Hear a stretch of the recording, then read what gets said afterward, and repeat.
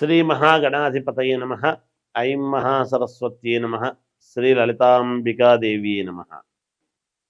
రాశి ఫలాల కార్యక్రమంలో భాగంగా ఈ సెప్టెంబరు మాసము అంతా కూడా చివరి వరకు, మాసము ప్రారంభం నుండి చివరి వరకు కూడా ద్వాదశ రాసుల వాళ్లకు, అంటే 12 రాసుల వాళ్లకు, మేషము నుండి మీనరాశి వరకు అందరికీ ఎలా ఉండబోతుంది, ఏమి చేసుకుంటే మేలు జరుగుతుంది అనేటువంటి విషయాలు ప్రతి మాసము చెప్పుకుంటున్నట్టుగానే ఈ మాసము కూడా చెప్పడం జరుగుతున్నది. అయితే ఈ మాసంలో 1వ తేదీ నుండి చివరి వరకు అన్నప్పుడు మధ్యలో వినాయక చవితి పండుగ వస్తూ ఉన్నది. అలాగే ఏ రాశి వాళ్ళు వినాయక చవితి పండుగ రోజు ఏమి చేసుకుంటే మీ పనులకు విఘ్నాలు తొలగి నిర్విఘ్నముగా బాగా ఉండేట్టుగా మేలు జరుగుతుంది అనేటువంటి విషయాన్ని ఈ ద్వాదశ రాసుల వాళ్లకు కూడా చివరిలో చెప్పడం జరుగుతున్నది. అందువలన అసలు ఎలా ఉండబోతుంది, ఏ రాశి వాళ్లకు, ఏ రాశి వాళ్ళు ఏమి పరిహారము చేసుకుంటే మేలు జరుగుతుంది. వినాయక నవరాత్రులు వస్తున్నాయి. ఈ వినాయక నవరాత్రులలో ఏదో ఒక రోజు, ఏ రోజైనా పర్వాలేదు, ఏమి పాటిస్తే మీకు మేలు జరుగుతుంది. 11 రోజుల లోపల మొదటి రోజే అందరికీ కుదరకపోవచ్చును కదా. కాబట్టి 9 రోజులో, 11 రోజులో లేదా 3 రోజులో జరుగుతుంది. అయితే ఇళ్లల్లో పూజలు చేసుకుంటారు, వినాయక చవితి పూజలు. కానీ వినాయక దేవాలయములో చేసుకునేటువంటి పరిహారం ఏమిటి అనేటువంటిది నేను చెబుతాను. మనం ఏ కార్యక్రమం చేసినా ముందు వినాయకుడిని పూజిస్తాం. అలా మేలు జరగడానికి మీకు తెలియజేస్తున్నాను. పూర్తిగా విని శ్రద్ధగా అవి పాటించండి, తప్పకుండా మీకు విజయం లభిస్తుంది అనేటువంటిది తెలియజేస్తున్నాను. మిథున రాశి వారికి ఈ సెప్టెంబరు మాసం అంతా కూడా ఎలా ఉంది అంటే మిశ్రమ ఫలితాలు గోచరిస్తూ ఉన్నాయి. మిశ్రమ ఫలితాలు గోచరిస్తున్నప్పటికీ కొంతవరకు అనుకూలముగా ఉంటుంది అని తెలియజేయవచ్చును. వృత్తి వ్యాపారము చేసుకునేటువంటి వాళ్లకు ధనలాభం ఉంటుంది. అంటే మామూలుగా ఉద్యోగాలలో ఏదైనా ఉత్తీర్ణత రావటము కానీ, లేదా వ్యాపారం చేసుకునేటువంటి వాళ్లకు మీరు ఆశించినంత దానికంటే కొంచెం ఎక్కువే రావడము కానీ ఇలాంటివి జరుగుతాయి. అలాగే సౌఖ్యములు, అంటే సుఖంగా ఉండాలి అనేటువంటి ప్రయత్నంతో ఇన్నాళ్ళ నుంచి లేనిది ఈ నెల కొంచెం సుఖంగా ఉండొచ్చప్ప మనము అనేటువంటి ఆలోచనతో ఉంటారు. ప్రయత్న కార్యముల యందు జయం. మీరు ఏది ప్రయత్నించినా కార్యక్రమాల్లో కొన్ని ఏవో ఇబ్బందులు కలగవచ్చును కానీ జయం అయితే కలుగుతుంది గాక అన్నిటి వరకు. అలాగే ధన ధాన్య వృద్ధి, ధనము రావటము, వృద్ధి చెందటము, ధనము ధాన్యము రావటము కూడా ఉంటుంది. అంటే మనకు రాశి వాళ్లకు అనేక రకాల వాళ్ళు ఉంటారు కదా. ధాన్యము కావాలని కలిసి వచ్చేటువంటి వాళ్లకు ధాన్యం రావటము, ధనము రావాలనుకునేటువంటి వాళ్లకు ధనము. అలాగే ఉద్యోగమునందు కాస్త భంగము అంటాడు. అంటే చేస్తూ ఉండేటువంటి ఉద్యోగాన్ని మార్చి ఇంకొక చోటికి వెళ్ళటము కానీ, లేదా దాంట్లో స్థాన చలనము కానీ ఇలాంటివేవో కలగవచ్చును ఉన్నట్టుండి. అలాగే ధనము కొంచెం అధికముగా ఖర్చు కావటము, అనూహ్యముగా ధనాన్ని ఖర్చు పెట్టాల్సినటువంటిది లేనిదేదో నెత్తినబడి నేను పెట్టాల్సి వచ్చిందే దీనికి అని బాధపడము, లేదా ఇక్కడ అనవసరంగా తప్పనిసరి పెట్టాల్సి వస్తుంది అనేటువంటి ఆలోచన చేసి తప్పనిసరి ఇంకా విధిగా పెట్టాల్సిందే పోతే మానలే అని పెట్టడము, ఇలాంటివేవో జరగవచ్చును గాక. రాజకీయాల యందు అభిరుచి కలిగి మాట్లాడడం అనేటువంటిది ఉంటుంది. కొంతమంది ఈ రాశి వాళ్ళు ఎప్పటి నుంచో రాజకీయాల్లోకి వెళ్ళాలి, మేము వెళ్ళలేకపోతున్నాము అంటే తెర చాటున ఇంతవరకు చేస్తూ ఉండేటువంటి వాళ్లకు తెర ముందుకు రావాల్సినటువంటి అవసరము ఏర్పడుతుంది. అందుకని ఉన్నట్టుండి రాజకీయాల్లోకి పోవటము, నువ్వు బాగా మాట్లాడుతున్నావయ్యా మా దగ్గరికి రా అని పిలవటము కానీ, అలా పిలిస్తే మీరు వెళ్ళటము కానీ జరగవచ్చును గాక. అనుకూలించుకునేసి ఇది జరుగుతుంది. శత్రువృద్ధి అంటాడు. అంటే శత్రువులు కొంచెం ఎక్కువ మంది, నరదృష్టి, శత్రువులు కొంచెం ఎక్కువ కావడం అనేటువంటిది ఉంటుంది గాక మీ మీద అనూహ్యముగా. వాళ్ళు అంటే ఏదో మీ ఎదుగుదల చూడలేక కావచ్చు, లేదా మీ కొలీగ్స్ కావచ్చు, లేదా మీరు చేస్తూ ఉండేటువంటి ఈ దీన్ని చూసుకొని బంధురీత్యా కావచ్చు, ఎవరైనా కావచ్చు, శత్రువులు కొంచెం ఎక్కువ అయ్యేటువంటి దానికి అవకాశాలు ఉన్నాయి అని సూచనప్రాయంగా తెలుస్తుంది. అయితే మీరు మాట్లాడేటప్పుడు మాట కొంచెం జాగ్రత్తగా మాట్లాడండి. నోటి మాట వలననే శత్రువులు పెరుగుతారు. ఎప్పుడు పెరుగుతారు?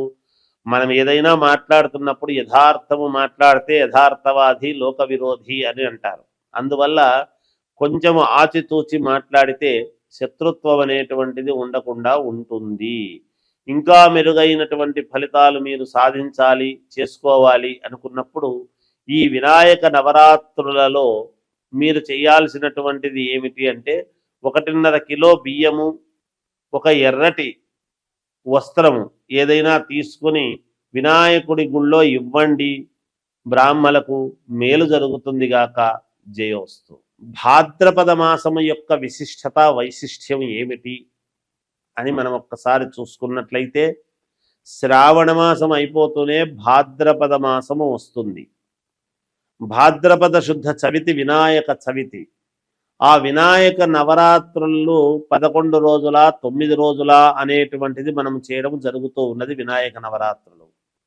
అయితే భాద్రపద మాసము అనంగానే కలవు చండీ వినాయకవు అని. కలియుగములో చండీ అంటే అమ్మవారు పార్వతీదేవి కదా, అందువలన అమ్మవారిది వినాయకవు అన్నాడు.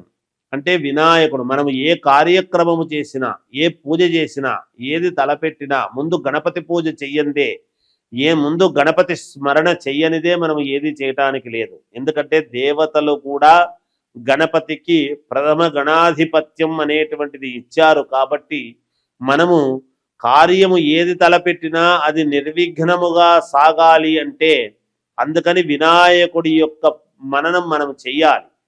అందుకే ఏదైనా ఒక శుభకార్యం చేస్తున్నామంటే ముందు వినాయకుడిని చేసి పెట్టకూడదు పసుపుతో. అలా వినాయకుడిని చేసి పెట్టాము అంటే కార్యక్రమం అంతా ఆలస్యం అవుతుంది. వచ్చి పీటల మీద కూర్చున్న తర్వాతనే ఇంకా వినాయకుడిని చేయటం అనేది జరుగుతుంది.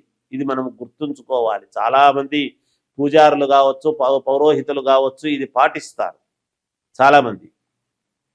అలా విఘ్నాలు కలిగించేటువంటి వాడు వినాయకుడే, ఎవరో కాదు. అందుకనే మనము వినాయకుడిని మనము ఎటువంటి విఘ్నాలు లేకుండా నిర్విఘ్నముగా సాగాలి స్వామి అనేటువంటి ఇదితో మనం వినాయకుని పూజలు చేస్తాం.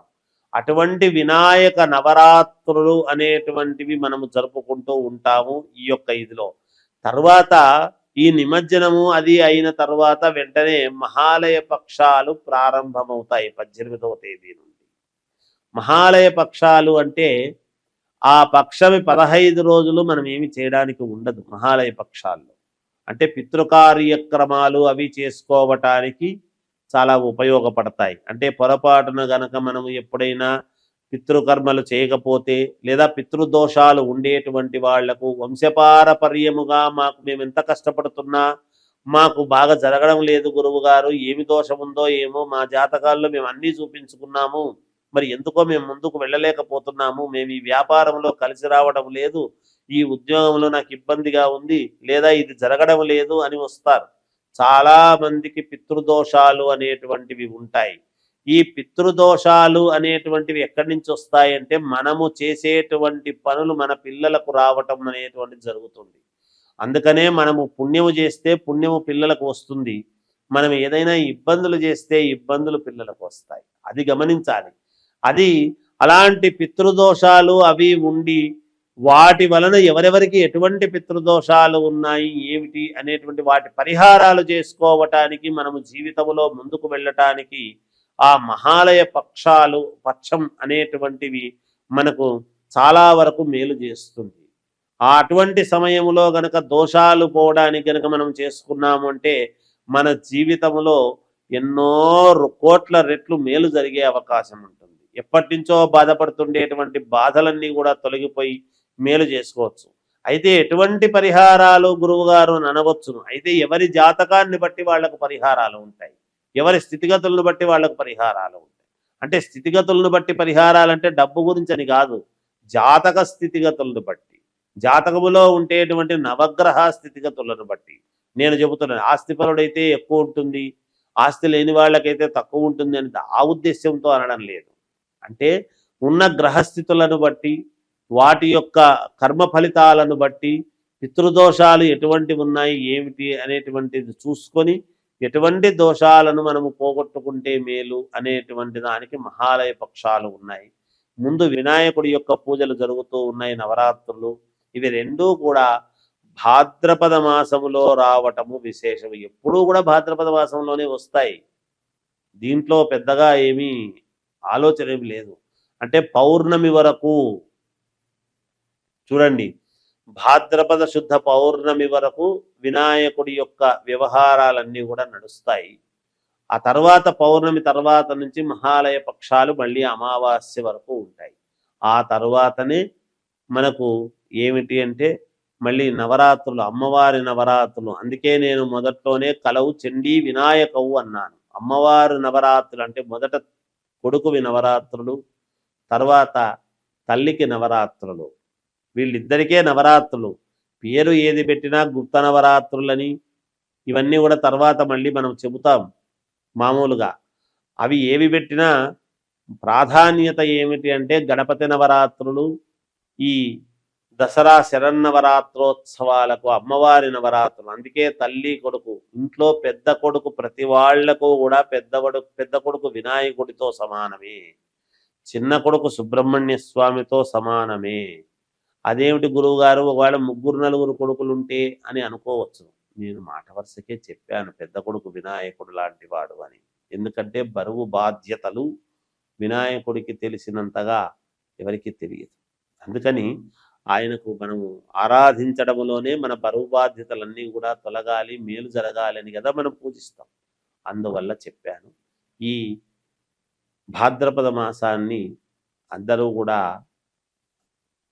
సద్వినియోగం చేసుకొని మీకు తగిన తోచిన విధముగా గణపతి నవరాత్రులలో పాల్గొని మీరు ఇది చేసుకోండి. తర్వాత మహాలయ పక్షాలలో మీకు కావాల్సినటువంటి అయ్యగారుల దగ్గరికి వెళ్ళి మీ జాతకాలను చూపించుకొని ఏమైనా పితృదోషాలు ఉంటే ఈ మహాలయ పక్షంలో ఈ 15 రోజులలో అవి పోగొట్టుకునే విధముగా చేసుకోండి. తద్వారా మీ ఎదుగుదలకు మీరే మూర్ధన్యులు కండి, మేలు జరుగుతుంది.